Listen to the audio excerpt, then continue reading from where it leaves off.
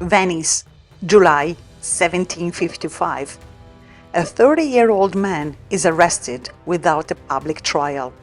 He's not a nobleman, he's not a common criminal, he's not a political dissident. Yet, for the Republic of Venice, he represents a problem. His name is Giacomo Casanova.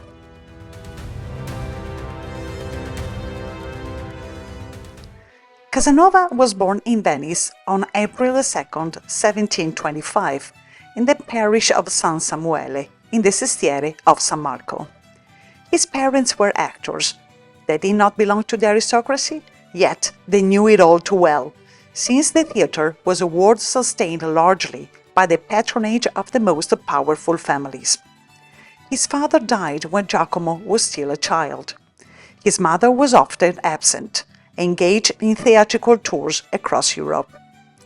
His childhood was largely entrusted to his grandmother and marked by frequent illness and irregular development.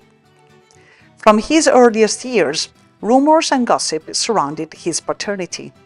It was widely whispered that his real father was Michele Grimani, a Venetian patrician and member of one of the most powerful families of the Republic, as well as owner of several of the city's most famous theatres, those around which Giacomo's family revolved.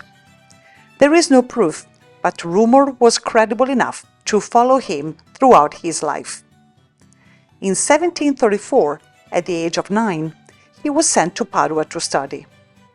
There, he displayed precocious intelligence, at times above average, so much so that in 1742, at just 17, he graduated in law. At this point, life seemed to offer him everything on a silver platter. Yet, Casanova was perpetually dissatisfied. Between 1742 and 45, he tried several paths: ecclesiastical and legal careers, teaching. He abandoned them all, not out of incapacity, but out of incompatibility with institutions that demanded discipline, anonymity, and subordination. At 20, he returned permanently to Venice.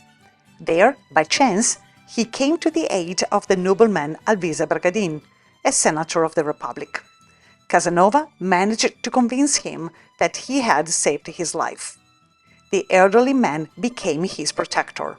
He provided him with money, lodging, and access to aristocratic salons. For about 10 years, Casanova lived in an anomalous position. He was not noble, yet he associated with nobles. He held no official office, yet enjoyed political protection. This protection allowed him to come into contact with circles interested in occultism and Kabbalah, practices tolerated in Venice only within very precise limits. At the same time, he developed documented romantic relationships, often long-lasting. The image of this serial seducer, however, is largely a later construction, often crafted by Casanova himself. In July 1755, the situation collapsed. Casanova was arrested by the state inquisitors. The charges were never made public. There was talk of immoral conduct, suspicious associations, and behavior considered socially destabilizing. He was imprisoned in the Piombi, the jail located beneath the roof of the Doge's palace. On October 31, 1756, Casanova escaped with another prisoner, the monk Balbi. The escape was real, yet the way it was accomplished still raises doubts. It is also the most debated episode of his life. All the spectacular details, the hole in the ceiling, the deceived guards, come exclusively from his memoirs. More than an escape, it seems like the discreet removal of an individual the Republic preferred to have far away. From that moment, his legend began. He was no longer merely a man who fled prison. He became the man who had escaped from a penitentiary system considered infallible. A long period of wandering followed. For 3 years he traveled between Paris, Brussels, and Germany, where he met Voltaire, Frederick II of Prussia, and Catherine II of Russia. In 1774, he granted permission to return to Venice. Strange, considering he was still officially a fugitive. He agreed to collaborate as an informant for the state inquisitors, but in 1782, following new conflicts and growing hostility toward him, he was forced to leave the city once again. In 1785, at the age of 60, he obtained a position as a librarian at the Castle of Dux in Bohemia, in the service of Count von Waldstein. The position guaranteed him financial stability, but also isolation. Relations with the castle staff were difficult, and Casanova was often the object of ridicule. Perhaps, in an attempt to escape this reality, from 1789 onward, he began writing Histoire de ma vie. Writing became a daily and systematic activity.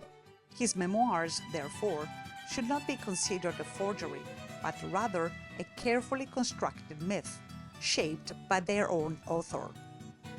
Casanova died in Dux in 1798, 1 year after the fall of the Serenissima. Like Venice itself, he had always walked the boundary between reality and legend, between what he was and what he wished to be remembered as, reluctant to embrace novelty and with a nostalgic gaze constantly turned toward the past. History tried to ignore him. He built the legend. Did you enjoy this video? Leave a like and share.